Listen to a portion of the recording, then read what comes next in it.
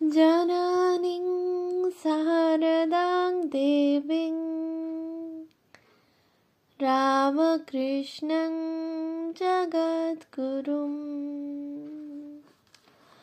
পাদপদ্মে ত্বয়োশ্রিত্বা প্রণমামি মুহুর্মুহু। পূজনীয় স্বামী লোকেশ্বরানন্দজির সম্পাদনায় রচিত শতরূপে সারদা গ্রন্থ থেকে পাঠ। পৃষ্ঠা সংখ্যা 111। শ্রীমা শ্রী রামকৃষ্ণের 10 জন সন্ন্যাসী শিষ্যের দৃষ্টিতে। 5. স্বামী অভেদানন্দ। শ্রী শ্রী ঠাকুর যখন কাশীপুরে, সেই সময়ে স্বামী অভেদানন্দ স্বামীজি এবং আর 2 গুরুভ্রাতার সঙ্গে কণ্ঠ মিলিয়ে শ্রী মায়ের নিকট কিভাবে ভিক্ষা প্রার্থনা করেছিলেন সেই বিষয়ে প্রবন্ধের সূচনায় বলা হয়েছে। শ্রী মায়ের মধ্যে সেদিন তিনি দেবী অন্নপূর্ণাকে দেখেছিলেন। শ্রী শ্রী ঠাকুরের তিরোধানের অল্প কয়েকদিন পরেই শ্রী মা বৃন্দাবন যাত্রা করেন। এই তীর্থযাত্রায় শ্রী মায়ের সঙ্গে ছিলেন শ্রী শ্রী ঠাকুরের 3 সন্ন্যাসী সন্তান, স্বামী যোগানন্দ, স্বামী অভেদানন্দ এবং স্বামী অদ্বৈতানন্দ। এছাড়া ছিলেন শ্রী শ্রী ঠাকুর ও শ্রী মায়ের কয়েকজন স্ত্রী ভক্ত। বৃন্দাবনে শ্রী মা 1 বছর বাস করেছিলেন। বৃন্দাবনে কালাবাবুর কুঞ্জে যোগীন মহারাজ, লাটু মহারাজ প্রভৃতিকে শ্রী মায়ের কাছে রেখে শ্রী মায়ের অনুমতি নিয়ে অভেদানন্দজি বৃন্দাবন পরিক্রমায় বার হন। বৃন্দাবন পরিক্রমার কিছুকাল পরে তিনি কলকাতায় ফিরে আসেন। শ্রী মায়ের আধ্যাত্মিক জীবনের গভীরতার কথা এতদিন সকলের অগোচরে ছিল। বৃন্দাবনে তা প্রকাশিত হয়। পরম শ্রদ্ধার সঙ্গে অভেদানন্দজি তাঁর আমার জীবন কথা গ্রন্থে লিখেছেন, বৃন্দাবনে কালাবাবুর কুঞ্জে অবস্থানের সময় একদিন শ্রী মা শ্রী রাধার বিরহভাবে আবিষ্ট হইলেন। শ্রী রাধা যেমন তাহার প্রাণবধূর বিরহে ব্যাকুল হইতেন, তেমনি শ্রী মা শ্রী শ্রী ঠাকুরের বিরহে ব্যাকুল হইয়া শ্রীকৃষ্ণের নানা লীলাস্থল, নিধুবনের সন্নিকটে রাধারমণের মন্দির, যমুনা পুলিন প্রভৃতি দর্শন করিতে করিতে প্রেমাশ্রুধারা বর্ষণ করিতেন এবং ঘন ঘন ভাব সমাধিতে মগ্ন হইয়া থাকিতেন। উৎস আমার জীবন কথা, পৃষ্ঠা 129। বৃন্দাবন থেকে কলকাতায় ফেরার পথে তাকে মাস্টার মহাশয় শ্রী মর স্ত্রী নিকুঞ্জ দেবীকে সঙ্গে নিয়ে আসতে হয়। এটি ছিল শ্রী মায়ের আদেশ। অভেদানন্দজি প্রথমে নিজেকে একটু বিপন্ন বোধ করছিলেন, কারণ নিকুঞ্জ দেবী স্নায়বিক দুর্বলতা ছিল। কিন্তু পরক্ষণেই তিনি বিচার করেন, মায়ের আদেশ অমান্য করা আমার সাধ্য কি? সঙ্গে সঙ্গে একথাও ভাববেন যে শ্রী মায়ের আশীর্বাদে কোনো বিঘ্ন উপস্থিত হবে না। আমার জীবন কথা গ্রন্থে এই যাত্রার বিবরণ দিয়ে অভেদানন্দজি লিখেছেন, ক্রমাগত 2 দিন গাড়িতে অতিবাহিত করিয়া নিরাপদে হাওড়া স্টেশনে আসিয়া পৌঁছিলাম। আমিও আশ্বস্ত হইলাম এবং বুঝিলাম যে সমস্তই শ্রী মা ও শ্রী শ্রী ঠাকুরের কৃপা। তাহাদিগের উপর সম্পূর্ণ নির্ভর করিলে তাহারা সমস্ত ভয় ও বিপদ হইতে সন্তানকে রক্ষা করেন। উৎস আমার জীবন কথা, পৃষ্ঠা 132 থেকে 33। 1888-89 সনে শ্রী মা যখন বেলুড়ে নীলাম্বর মুখোপাধ্যায়ের বাগান বাড়িতে গোলাপ মা ও যোগীন মার সঙ্গে বাস করছিলেন, সেই সময়ে অভেদানন্দজি বরাহনগর মঠে অবস্থানকালে 1888 সনের শেষাংশে অথবা 1889 সনের প্রথম দিকে শ্রী শ্রী ঠাকুর ও শ্রী শ্রী মায়ের স্তোত্র রচনা করেন। অভেদানন্দজীকৃত শ্রী মায়ের স্তোত্রটি বহুজন বিদিত। শ্রী রামকৃষ্ণ মঠের নানা কেন্দ্রে এটি নিয়মিত গীত হয়ে থাকে। এই স্তোত্রের মাধ্যমে অভেদানন্দজি জগতের কাছে শ্রী মায়ের স্বরূপ উদ্ঘাটন করে দিয়েছেন। পবিত্রতা স্বরূপিণী শ্রী মাকে তিনি এখানে বলেছেন, পরমা প্রকৃতি যিনি অভয়া, বরদা, ভক্তি বিজ্ঞানদাত্রী এবং দয়া স্বরূপা। অভেদানন্দজি লিখেছেন, শ্রী মার স্তোত্র রচনা করিয়া আমি ওই সময়েই শ্রী মাকে শুনাইয়াছিলাম এবং শ্রী মা শুনিয়া আনন্দে আশীর্বাদ করিয়া বলিয়াছিলেন, তোমার মুখে সরস্বতী বসুক। সেই সময় আমি শ্রী মার হস্ত হইতে জপের মালাও রুদ্রাক্ষের পাইয়াছিলাম। উৎস আমার জীবন কথা, পৃষ্ঠা 134। স্বামী অভেদানন্দকে শ্রী মায়ের স্বহস্তে জপের মালাদান একটি সংক্ষিপ্ত তথ্য। সংক্ষিপ্ত, কিন্তু মনে হয় বিশেষ তাৎপর্যপূর্ণ। শ্রী মায়ের কাছে স্বামী অভেদানন্দের কৃপালাভ সম্পর্কে ব্রহ্মচারী অক্ষয় চৈতন্য যে সংবাদটি তাঁর শ্রী শ্রী সারদা দেবী গ্রন্থে 7ম সংস্করণ পরিবেশন করেছেন, এই প্রসঙ্গে সেটি স্মর্তব্য। তিনি জানিয়েছেন যে স্বামী যোগানন্দ ব্যতীত শ্রী রামকৃষ্ণ পার্ষদগণের মধ্যে অন্তত আরও 3 জন শ্রী মায়ের কাছে মন্ত্রদীক্ষা লাভ করেন। স্বামী অভেদানন্দ তাঁদের অন্যতম। অন্যেরা হলেন স্বামী ত্রিগুণাতীতানন্দ এবং কথামৃতকার শ্রীম। ব্রহ্মচারী অক্ষয় চৈতন্যের বিবরণ, বৃন্দাবনে যোগীন মহারাজের দীক্ষার পরেই মার কাছে উপস্থিত হইয়া শ্রী কালীপ্রসাদ স্বামী অভেদানন্দ মন্ত্রপ্রার্থী হন।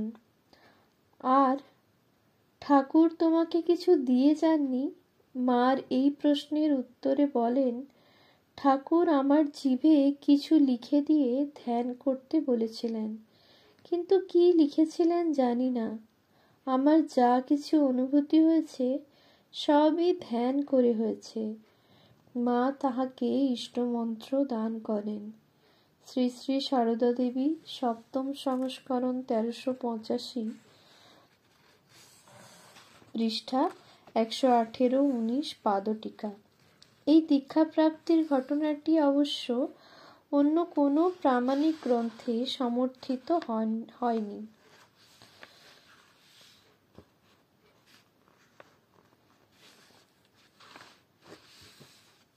লেখক শ্রী শ্রী সারদা দেবী গ্রন্থে উক্ত তথ্যের উৎস নির্দেশ করেননি। লক্ষ্য করিবার বিষয়, তিনি তাঁর জীবন পরিক্রমা গ্রন্থে একই তথ্য পরিবেশন করেছেন এবং সেখানে স্পষ্টভাবে জানিয়েছেন, স্বামী অভেদানন্দ শিষ্য ভুবন মহারাজ ব্রহ্মচারী হরচৈতন্য স্বয়ং তাঁকে অর্থাৎ লেখককে ওই সংবাদটি বিবৃত করেন।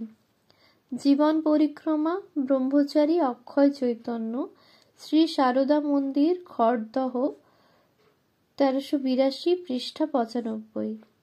তাছাড়া শ্রী শ্রী সারদা দেবী গ্রন্থে যেভাবে তিনি সংবাদটি প্রকাশ করেছেন তাতে মনে হয় তথ্যের যথার্থ সম্পর্কে তিনি নিঃসন্দেহ। শ্রী শ্রী সারদা দেবী গ্রন্থে উপস্থাপিত এই তথ্য সম্পর্কে ছাপার অক্ষরে কেউ প্রতিবাদ করেছেন বলেও আমাদের জানা নেই। উক্ত গ্রন্থের 7ম সংস্করণে প্রথম ওই সংবাদটি প্রকাশিত হয়। ইতিমধ্যে তার পরবর্তী সংস্করণও প্রকাশ পেয়েছে এবং সেখানেও এই তথ্যের কোনো পরিবর্তন করা হয়নি। বর্তমান প্রবন্ধটি লেখার সময় ব্রহ্মচারী অক্ষয় চৈতন্যের সঙ্গে বিষয়টি নিয়ে আলোচনা করেছিলাম। তখনও উনি দৃঢ়ভাবে তাঁর প্রদত্ত বিবরণটি যে সত্য এবং অত্যন্ত বিশ্বস্ত সূত্রে প্রাপ্ত তা জানান। এক্ষেত্রে অবশ্য একটি প্রশ্ন উঠতে পারে, সেটি এই: অভেদানন্দজি যদি শ্রী মায়ের কাছে মন্ত্রদীক্ষা লাভ করেই থাকেন, তবে সে কথা তিনি তাঁর আত্মচরিতে লিপিবদ্ধ করলেন না কেন? তাঁর জীবৎকালেই কেনই বা এই ঘটনার প্রচার হয়নি? উত্তরে বলা যেতে পারে, অভেদানন্দজির হয়তো অভিপ্রেত ছিল না শ্রী মায়ের নিকট তাঁর কৃপা প্রাপ্তির এই একান্ত ব্যক্তিগত অভিজ্ঞতার কথা প্রচারিত হোক। পক্ষান্তরে আমরা তাঁর আত্মচরিতেই লক্ষ্য করি 1888-89 সনের কোনো সময় তিনি শ্রী মায়ের শ্রীহস্ত থেকে রুদ্রাক্ষে জপের মালা লাভ করেছেন। জপমালা কেন? জপমালার সঙ্গে জপ মন্ত্র প্রাপ্তির সম্পর্কের কথা এই প্রসঙ্গে সহজেই মনে হয়। যদি সেই প্রাপ্তির ঘটনা বৃন্দাবনে 1 বছর কিংবা 1.5 বছর আগে ঘটে থাকে, ব্রহ্মচারী অক্ষয় চৈতন্য যা বলেছেন, তবে বেলুড়ে নীলাম্বর বাবুর বাগান বাড়িতে শ্রী মায়ের নিকট থেকে অভেদানন্দজির জপমালা লাভ তারই পরিণতি বলা যায়। মনে রাখা দরকার, ঠিক এই সময়েই তিনি শ্রী মায়ের স্তোত্র রচনা করেছেন। দীক্ষা প্রসঙ্গ বাদ দিয়ে এবং কোনো রকম বিতর্কের মধ্যে না গিয়েও আমরা বলতে পারি, শ্রী মায়ের স্পর্শপুত জপমালা লাভ অভেদানন্দজির জীবনের একটি স্মরণীয় ঘটনা, যে কারণে সেটি তিনি তাঁর আত্মচরিতে লিপিবদ্ধ করেছেন। তাঁর দিক থেকে এটি শ্রী মায়ের বিশেষ কৃপালাভেরই একটি নিদর্শন। শ্রী শ্রী ঠাকুরের সন্তানরা সকলেই ছিলেন শ্রী মায়েরও সন্তান। তবুও তাঁর যে কয়েকটি ত্যাগী শিষ্যকে বিশেষভাবে শ্রী মায়ের কৃপাপ্রাপ্ত বলে চিহ্নিত করা যায়, অভেদানন্দজি তাঁদের অন্যতম। বিশ্ববাণী 45তম বর্ষ, পৃষ্ঠা 83-4 তে দীক্ষাপ্রাপ্তি নিয়ে প্রশ্ন তোলা হয়েছে। শ্রী শ্রী ঠাকুর এবং শ্রী শ্রী মায়ের আশীর্বাদকে তিনি তাঁর জীবনের শ্রেষ্ঠ পাথেয় রূপে জানতেন। আর শ্রী মা যে সাক্ষাৎ জগদম্বা এবং শ্রী শ্রী ঠাকুর ও শ্রী মা যে অভেদ, এই বোধে তিনি ছিলেন প্রতিষ্ঠিত। ভক্তদের নিকট একটি উপদেশ অভেদানন্দজি বলছেন, যেভাবেই সাধন করো না কেন, মা দ্বার খুলে না দিলে উপায় নেই। অবশ্য ঠাকুরকে ধরলেই মাকেও ধরা হয়, যেমন শিব আর শক্তি অভেদ। উৎস: কথা প্রসঙ্গে স্বামী অভেদানন্দ, সংকলন স্বামী সোমেশ্বরানন্দ, নবভারত পাবলিশার্স, কলিকাতা, 1982, পৃষ্ঠা 75। শ্রী রামকৃষ্ণের মতো শ্রী মাও তাঁর কাছে ছিলেন অবতার, আবার নিজের মা। এই প্রসঙ্গে তিনি বলেছিলেন, শ্রী শ্রী মায়ের বার্ধক্যের ফটো অনেক আছে, আমি তো বারণ করেছি, তা না ছাপানোই ভালো। অবতারের বার্ধক্য দেখাতে নেই, তিনি পূর্ণ। ফ্রাঙ্ক ডোরাক কেমন তৈলচিত্র এঁকেছে! মায়ের ফটো খুব ভালো হয়েছে, এমনটি আর এদেশে আঁকতে পারবে না। ঠিক ষোড়শী মূর্তি, যেন জ্যোতির্ময়ী হয়ে বসে আছেন। মা আমাদের নিজের ছেলের মতোই দেখতেন। গুরু ভাইরা এক একজন শরীর ছাড়তেন, আর মা কেঁদে আকুল হতেন। ঠাকুর আর কি শোকতাপ পেয়েছেন, মাকে অনেক সইতে হয়েছে। উৎস: আমার জীবন কথা, পৃষ্ঠা 108-109। শ্রী মায়ের এক পূর্ণ জন্মতিথির দিন অভেদানন্দজি বলেন, জ্ঞান রূপিণী সরস্বতী আজ পৃথিবীতে এসেছেন। শ্রী শ্রী মাই হলেন সরস্বতী, জ্ঞানদায়িনী, আবার মুক্তিদাত্রী মহামায়া।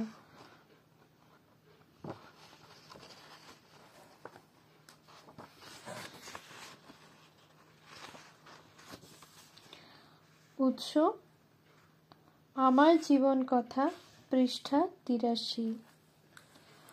ওম শান্তি শান্তি শান্তি।